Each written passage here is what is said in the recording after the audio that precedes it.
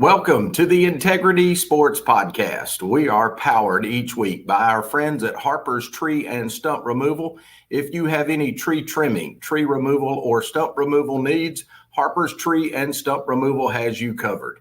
They can also haul rock and sand. They do driveway work and can now do horizontal grindings of large wood debris piles. Give Keith a call at 229-314-2048. or at 229-938-2412. Harper's Tree and Stump Removal is proud to be the premier sponsor of the Integrity Sport. Welcome to the Integrity Sports Podcast, covering local sports in the Southwest Georgia area, creating content that is factual, positive, and informative, promoting efforts by athletes, coaches, and sports administrators. Now, here's your host, Tim Estes. Thank you for making the Integrity Sports Podcast a part of your weekly routine. Let me assure you, we will be live again Thursday night from the Roman Oven Pizzeria to break down our weekly local high school football games. So come by, hang out with us, have supper, and we'll talk some high school football. But for today, we've got some very special bonus coverage here on the Integrity Sports Podcast. It is Georgia versus Auburn week, and a lot of the fans in our area are looking forward to that. And we're glad to have Taylor Korn join us tonight. Taylor is with Next Round Live, and she has close ties to the Auburn program with her coverage each week. So, Taylor, thank you for joining me. I look forward to this. Yes, thank you for having me. It should be an interesting weekend, to say the least. Taylor, let's get started with Auburn first. I'm not sure that any Auburn fans came into the year and looked at this schedule and said, we start with 5 home games. 3 of those should be for sure wins. Oklahoma and Arkansas both should be better than those other 3, but they're a little down. And I think most Auburn fans would think we got a chance to start 5-0 and 4-1 at the worst. And things just haven't turned out that way so far. We go into this weekend 2-3, and just wanted to get your take. Do you think it's a fair statement to say that most of us as Auburn fans felt like we would be 5-0 to 4-1 at this point? I think that is 100% a fair statement. And Hugh Freeze has said it himself. He said, we definitely expected better results than we've seen. And during the offseason, there was a lot of reassurance that Auburn fans were getting, whether that was just your personal beliefs through what was brought in through the high school recruiting or the transfer portal. But last year, Auburn's biggest concern was they had no offensive weapons. And what did every Auburn fan, Auburn media personality talk about this offseason? The receivers that were being brought in. And they have definitely made an impact. I think Keandre Lambert-Smith is one of, if not the most important players on the roster right now. But there was no quarterback brought in. And, that's the past. There's nothing you can do about that at this point. But that's something that keeps getting brought up because quarterback play has been a struggle this season, as well as the turnovers. But the assumption was that when you bring in elite talent, when you put weapons around Peyton Thorne, he should be better. And that hasn't necessarily been the case. We're seeing a lot of the same issues that we saw last year. So disappointing, yes. But I do think that we've seen improvement in certain places on the field every game. But definitely not the start that Auburn fans were hoping for and expecting. Taylor, you get to cover Auburn each week, and I know you've got a good read on the situation over there. Quarterback play's definitely been the major issue. Peyton Thorne he's been playing big-time Power 5 or now Power 4 football for at least 5 years. It seems like forever. And then Hank Brown comes in midway through the season, has a good first game, gets to the Arkansas game, has a really tough first half, and they bring Peyton back in for the second half. Peyton gets the start for Oklahoma, and I felt like he, until that fourth quarter pick 6, had played a pretty good game. I agree. And I think that after, you can't really use week 1 as much of a gauge because no matter who was playing quarterback, they should have looked good against Alabama A&M. After the first loss to Cal, I think that Auburn fans were just ready. They were ready to jump ship on Peyton Thorne. They wanted to see Hank Brown. And I was very, very interested going into week 3 to see, what they decided to do, because you never want a coach to make decisions based off of what the fan base is saying on Twitter. And I don't think that that's what happened by any means. A lot of people were comparing it to the Jalen Milroe situation last year when Nick Saban benched him at South Florida. They saw what the other options were, and then they were more than happy with Jalen Milroe, the rest of the season. And Hank, he had a good game. I think the concern with him obviously was that we hadn't seen him play much SEC football. He played some bowl game, but we hadn't seen him a lot at all. Did he look good? Yes. But I also think that Peyton would have looked good in that game again because of level of opponent that you were playing. I was not expecting the first half of Arkansas to go the way that it did. But again, he's young. And after Oklahoma, Hugh Freeze had a lot of praise for Peyton Thorne. He said he put his body out there. He put his body on the line for this team, this program, and he did play a good game, like you said. And he said moving forward, he thinks that working with Peyton gives Auburn the best opportunity to win games because he does have a lot more experience in these big-time games because, like I said, he has been playing D1 football for 5 years now. My biggest concern with him is it doesn't seem as if he has the ability to make a big play when they really need it. So when Auburn's down, my confidence isn't super high, but the first, 3.5 quarters of the Oklahoma game, he was playing incredible. So maybe the switch to Hank Brown and him knowing, if I don't step up my game, I will get pulled, lit a little bit of a fire underneath him. But I do think his experience will be extremely beneficial when it comes to the big games, especially on the road that Auburn's about to be playing. Just in your close coverage, Taylor, what do you feel like the temperature is of the Auburn fan base regarding both the quarterback spot and Coach Hugh Freeze? I think I'll start with the quarterback. I think a lot of people are still expressing frustration about the fact that Hugh Freeze did not go out and get a portal quarterback during the offseason. But in my mind, is it frustrating? Yes. But I think the rationale around that was, if we're more than a quarterback away from being an SEC contender, a playoff contender, do we want to spend $1 million going to get that guy? And I think that that's one of the options they were weighing. And like I said a little bit ago, they thought that bringing in these weapons around Peyton would help him improve his game. So I think that that's where a lot of frustration lies, is you had the chance to go get someone. Why didn't you do it? But in my mind, you cannot be frustrated about that all season because that's not going to change. That decision was made. Was it the right decision? Probably not, but there's nothing we can do about it at this point. So I think there's definitely frustration there. But at this point, I think as long as Auburn can start winning some games, have one big statement win, and continue to look like they're improving, I don't really think people care who's playing quarterback. The Auburn fan base is just hungry for a win. And then in terms of Hugh Freeze, I think that definitely depends on who you ask, which, that's how it is with anything that you're looking for an opinion on. But look at numbers. There has been improvement. Hugh Freeze has caught a lot of on social media, especially over the past 2 weeks. Sound bites are getting pulled from press conferences, and I think getting blown a little bit out of proportion.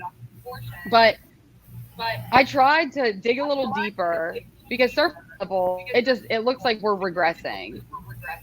But if you look at it, so Auburn currently has 10 different players with receiving touchdowns. Last year, the entire 2023 season, there were only 7 players that had receiving touchdowns.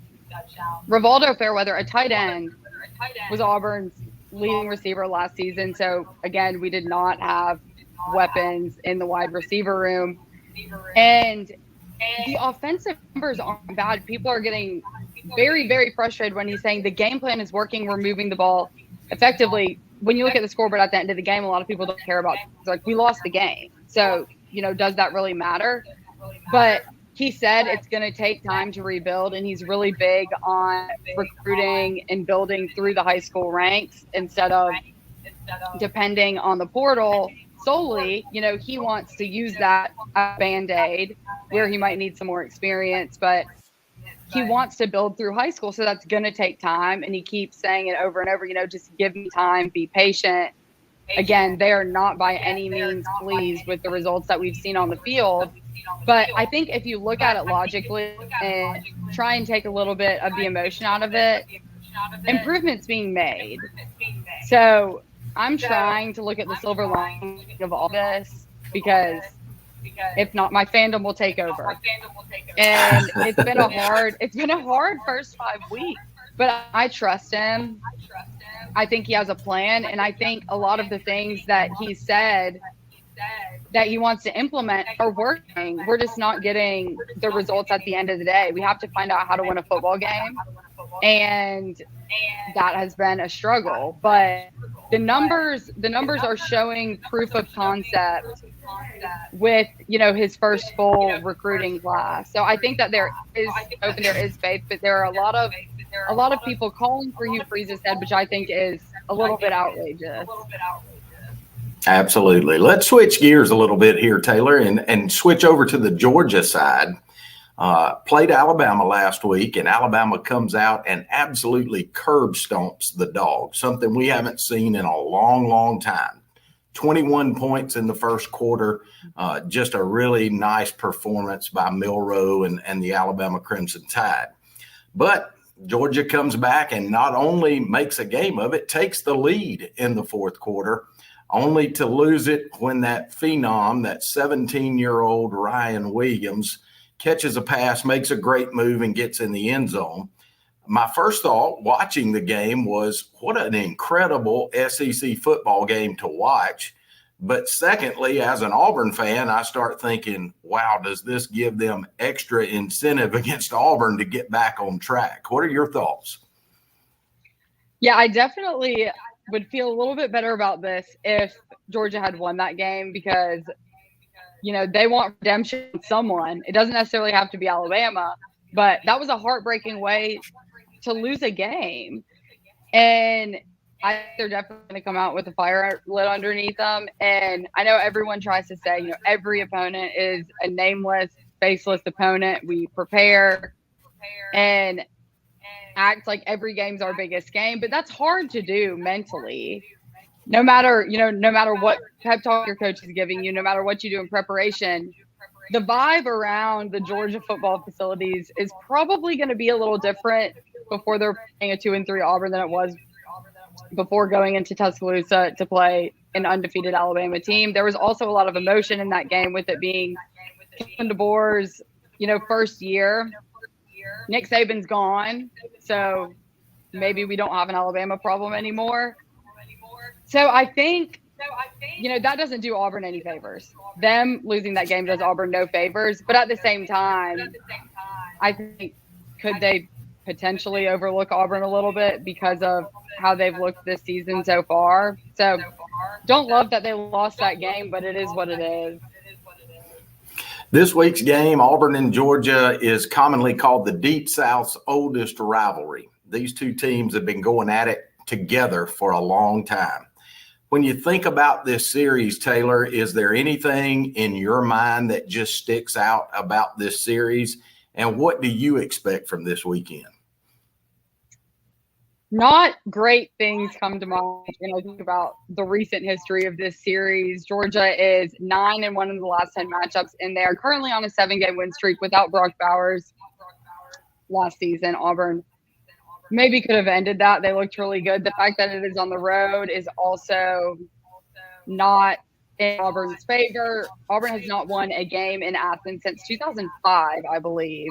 So I would feel better about it if I was at home, but my expectation It's hard for me to have an expectation, honestly, because of how inconsistent Auburn has looked this year. From game to game, it seems like we've almost seen a different team at times.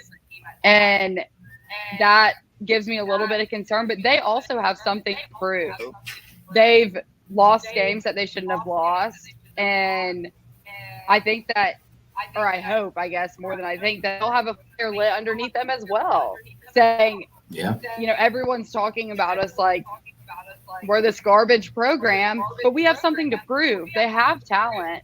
And Coach Freeze has said time and time again, we are so close. We are so close. And fans don't love to hear that because everyone wants instant gratification. Everyone wants to win now. But I really do think once, the last few pieces of this puzzle click, that they could be a competitive football team. Now, is it going to click too late in the season? Time will tell. I think the most important for Auburn this weekend is they cannot get down early. I think that if they can score early in the game, then that I have a lot more faith throughout. But if they get down early, that's when I'll start to get a little bit concerned because this will be the most talented team they've played this far. The defense has looked pretty good, and I think kept Auburn in a lot of these games. The turnovers have been a killer for any sort of offensive momentum, and the defense doesn't get much of a break. So my expectations are, I honestly don't have any. Because I have no clue what to expect. And again, Auburn, you never know with Auburn. Some will pull a win in a game that no one is expecting them to win, and they can also blow a game that they should win. So I don't know. I'm thinking that I think that Georgia's a 24.5-point favorite. I think maybe they'll cover. I'm not saying that they're going to win the game. Might take them to cover the point spread. I hope that it's competitive. I hope that it's not a blowout because the rest of the month of October is on the road and they need a little bit of momentum, a little bit of positivity to hold on to moving forward. Taylor, I don't know if you've looked at these numbers. I saw a couple of weeks ago that after the Arkansas game, I guess it was, we were tied for very last in turnover margin, 132 Division I teams, and we were tied for last in the turnover margin. If you look at our offensive numbers and our defensive numbers, all of those look good. We've got to quit turning the football over. Exactly. And something that I found very interesting was, I can't remember if it may have been during the SEC teleconference, or it might have been during a press conference, but someone asked Coach Freeze, have y'all seen anything in practice that would cause concern or lead you to believe that this number of turnovers could, be in the cards for this team? And they said, no, not at all. There has been nothing concerning that we've seen in practice that would lead us to believe that it could be this big of an issue. But it is a virus or a bug that has been a momentum killer for this team. And last week did look good. I mean, that pick six was unfortunate. Peyton Thorne was also on the next round on yesterday afternoon, and walked through everything that he saw during that play after the ball was snapped. And it was really interesting to listen to, but it was just, you made it that far without a turnover, and it being a pick six was a dagger to the heart. In your role there at the Next Round Live, I know you have to stay well-versed on the entire SEC. And Taylor, I look around and you see the Alabamas and you see the Georgias and the Texas. Those three teams, definitely one of the top 5 in the country right now. But if you go to that next tier, you got teams like Ole Miss and LSU and Missouri. I mean, you got a lot of teams that could compete for spots in this 12-team playoff. I'd be interested to hear your thoughts on the entire SEC in 2024 and what you think could happen. It is a powerhouse of a conference.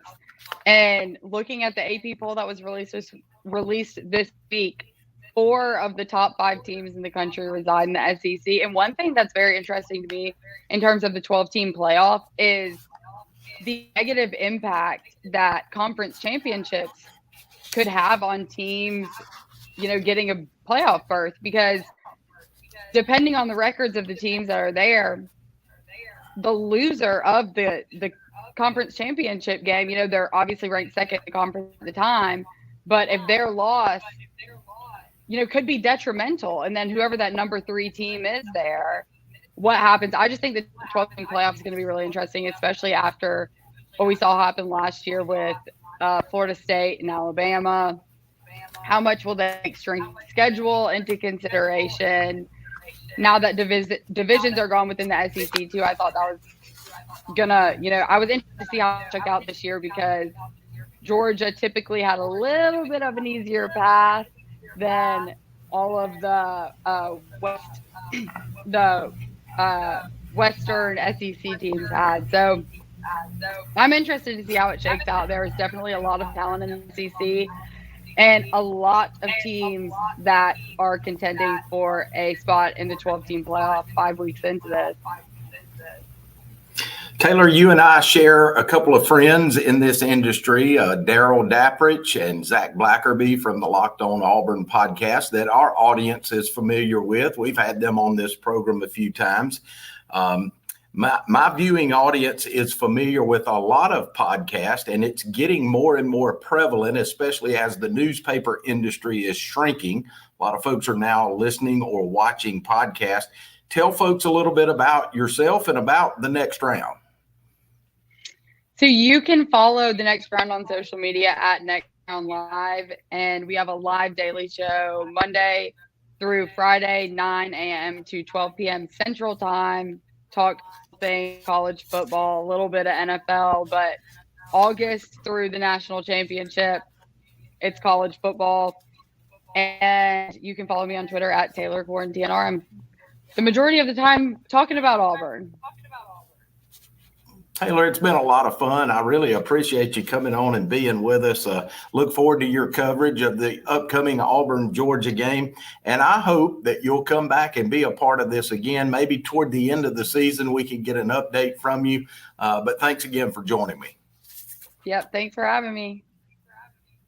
And we want to thank you for making the Integrity Sports Podcast a part of your weekly routine. Remember, we'll be live on Thursday night at the Roman Oven Pizzeria. 7:15 we'll go on, and this is where we'll break down the games for Southland Academy, Sumter County High, and Sly County High School.